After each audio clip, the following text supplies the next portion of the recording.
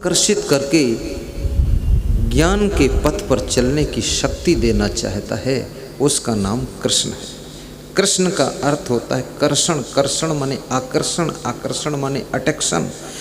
वो सब अटैक्शन माने खींच लेना। जो अपनी ओर खींच करके धर्म के पथ पर चलने की शक्ति देता है, उसका नाम कृष्ण भगवान है।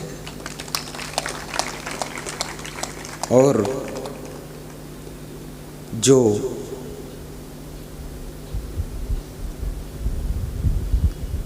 ऐसी भगवत भक्ति की ओर खिंच जाता है और तरह तरह से प्रश्न पूछ पूछ करके ज्ञान को सुन सुन कर अर्जित करता है, संग्रहित करता है, वो अर्जुन है।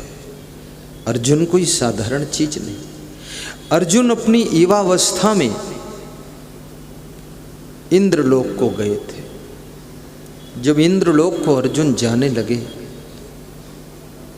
तो कुंती थोड़ा दुखी हो गई। माँ का स्वभाव होता है कि बेटा थोड़ा दूर जाने लगे तो उसको दुख हो जाता है, क्योंकि उसके शरीर का वो टुकड़ा है। वो चाहती है इसको मैं रोज देखूं और रोज इसका हाथ पांव छू लूं। इसलिए बेटी जब विदा होती है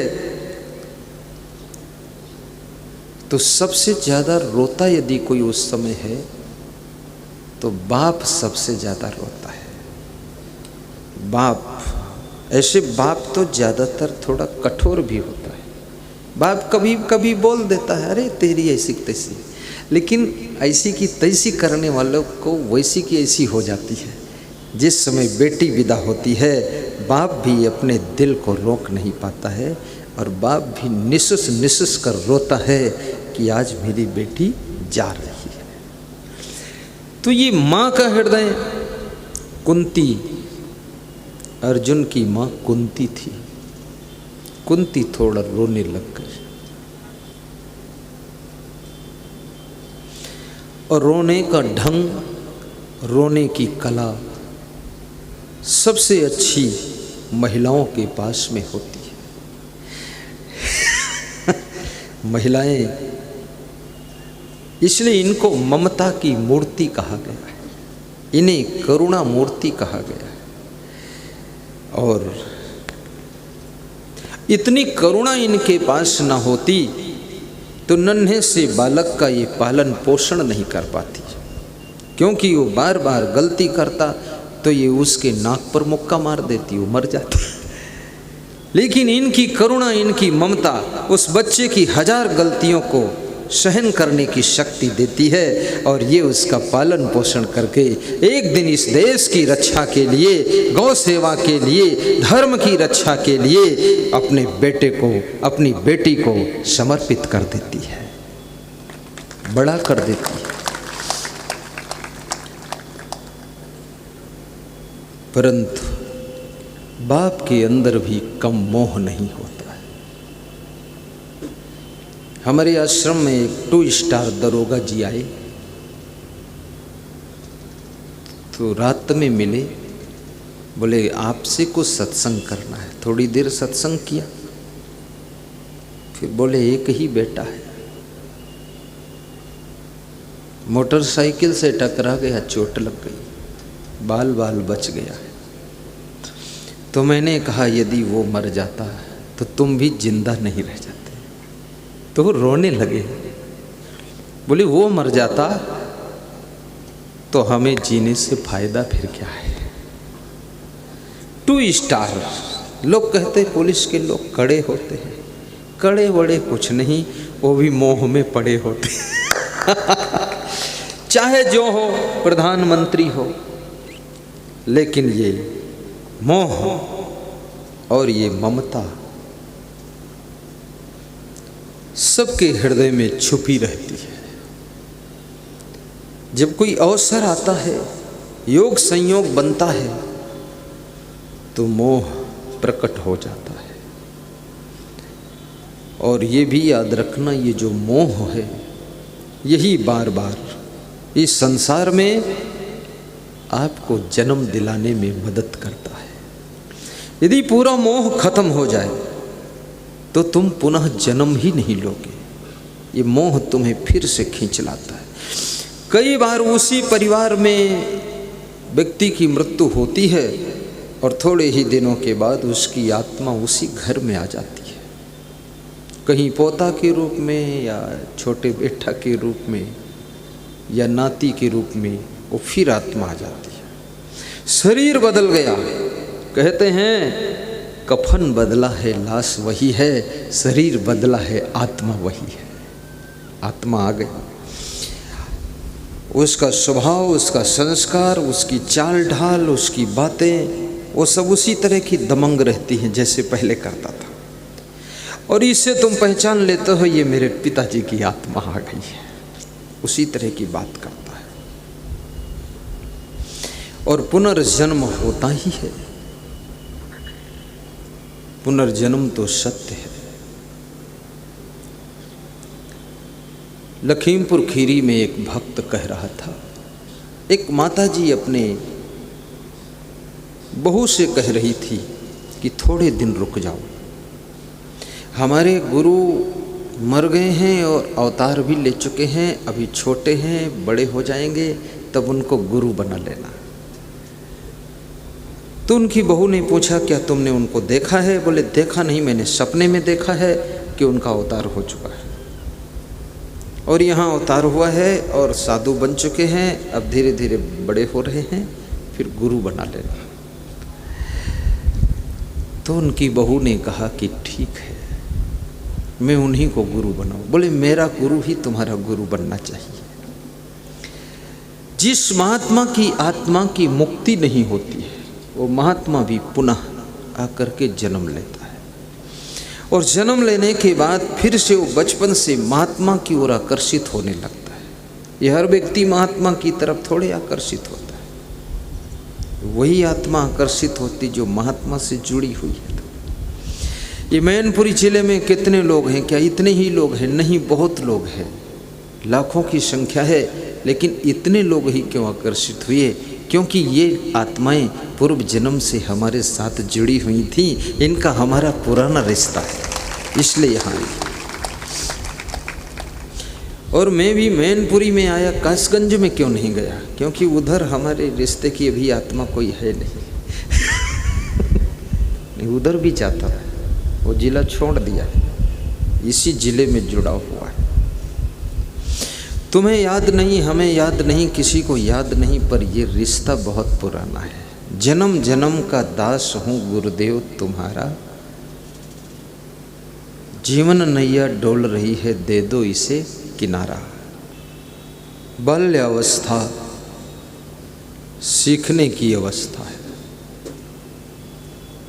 और ये भी याद रखना जो तुम्हें सिखा रहे हैं सिखाने वालों की भी सीमा है, और सीखने की सीमा नहीं है।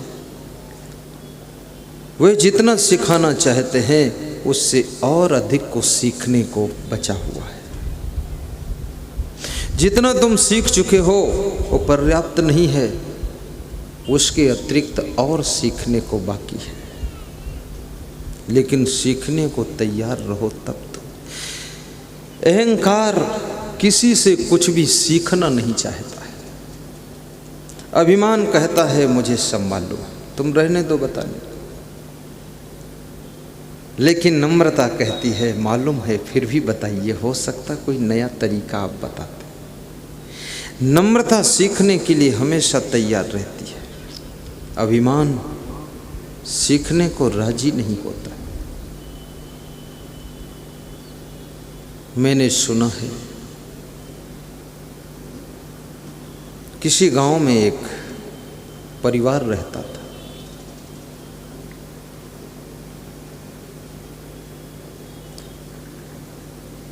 पिता ने एक दिन अपने पुत्र को बुलाया और कहा, बेटा मेरा शरीर अब बूढ़ा हो गया है, कमज़ोर हो गया, तो मुझे जो कुछ मालूम है वो सब मैं तुझको सिखा देना चाहता हूँ। मैं अपना पूरा ज्ञान तेरे अंदर उड़ेल देना चाहता हूँ। क्या तू सीखना चाहता है? बेटे ने कहा पिताजी इससे अच्छी बात और क्या हो, मुझे सिखाइए आपको क्या ज्ञान है। तो पिता ने कहा कि मुझे बेटा बहुत सुंदर चित्र बनाना आता है, अच्छे अच्छे चित्र बनाता हूँ और चित्र बनाकर बेचता हूँ, उसी से परिवार को पाला हूँ, ये बड़ी कला है, तू भी सीख ले। बेटे ने कहा मैं जरूर सीखूंगा। पिता ने बेटे को सिखाया, बिठाकर सब बताया। बेटे ने भी चित्र बनाया। बेटा चित्र को जब बेचने गया तो चित्र मात्र 100 रुपये में बिका। बेटा दुखी होकर आया, बोला पिताजी आपका चित्र 500 में बिकता है, मेरा 100 रुपये में बिका। आप कोई न कोई कला मुझसे छिपा रहे हो, पूरा बता नहीं रहे हो। मेरा भी चित्र 500 में तो बिकना चाहिए, थोड़ा दिल खोल कर सिखाइए। तो पिता ने उसको बिठाकर और सिखाया, रंग भरना सिखाया, रेखा चित्र बनाना सिखाया, सुंदर चित्र बनाना सिखाया। बेटा सीख गया और चित्र बनाकर बाजार बेचने गया तो 200 रुपये में चित्र बिका। तो बेटे की थोड़ा हिम्मत बढ़ गई कि अब कुछ तो प्रोग्रेस कर रहा। लेकिन मार्केट से लौटा तो बाप ने पूछा तेरा चित्र कितने में बिका? तो उसने कहा 200 रुपये का। बोले तो खुश क्यों नहीं? बोले खुश इसलिए नहीं क्योंकि आपका चित्र 500 में बिकता है, मेरा 200 में। अभी भी कुछ न कुछ आपने अपनी कलाओं को छिपा लिया है, सब पूरा बताइए पिताजी। तो पिता ने उसको बिठाकर ढंग से सिखाया, करीने के साथ सब सिखाया, बताया। और तीसरे दिन जब चित्र बनाकर बेचने के लिए वो ले गया तो वो चित्र 300 रुपये में बिका। तो थोड़ा और हिम्मत बढ़ी कि हम प्रोग्रेस की ओर हैं। और बाजार से लौटा तो कुछ खुश था। पिता ने पूछा आज कितने का बेचा? बोले 300 का बिका। आपसे तो बहुत पीछे हूँ, थोड़ा और ढंग से सिखाओ। पिताजी मैं आपका पुत्र हूँ, आपका प्रिय सबसे ज़्यादा पुत्र ही तो है, आप पूरा अपनी कला सिखाते क्यों नहीं, पूरा बताओ। पिता ये कोशिश करता है कि अपने पुत्र को अपने से ज़्यादा कलाकार बनाता। दुनिया के अंदर एक माता पिता ही ऐसे होते हैं जो तुमको अपने से बड़ा देखना चाहते हैं, और दुनिया में शायद ही कोई अपने से तुमको बड़ा देखना चाहता हो। ये माता पिता। दूसरा गुरु होता है जो आपको महान देखना चाहता है। तीसरा कोई शायद ही आपको महान देखना चाहता हो। गुरु चाहता मेरा शिष्य महान हो। पिता ने बहुत ढंग से सिखाया, हाथ पकड़कर रंग भरना सिखाया और प्रोत्साहित किया कि तू मुझसे भी आगे जाएगा और तेरा नाम होगा और तेरे चित्र प्रसिद्ध हो जाएंगे।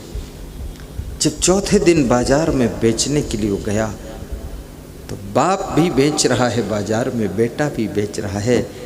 बाप का चित्र 500 में बिका और बेटे का चित्र आज 700 रुपये में बिक गया। बाप से आगे निकल गया। और आज जब बाजार से लौट करके बेटा आया तो बाप से नहीं मिला, अपने बेडरूम में गया, बड़ा खुश है, बड़ा प्रसन्न है। अपनी वाइफ से मिला और बताया कि आज तो बाप को पीछे कर दिया मैंने। पिताजी का तो 500 में बिका, मैं तो 700 बाजी मारा है। तो वाइफ ने कहा कि तो पिताजी को प्रणाम करके बताया। बोले पिताजी को प्रणाम करने से भी कोई फायदा नहीं, क्योंकि उनसे बड़ा परिणाम आ गया, अब क्या प्रणाम करना है।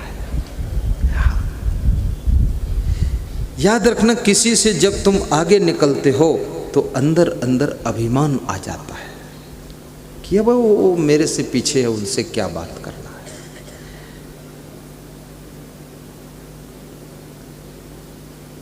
पिता भी सोचने लगा, आज बाजार से मेरा बेटा लौटा, मुझे मिला भी नहीं, प्रणाम भी नहीं किया, और कितने में चित्र बिका, कुछ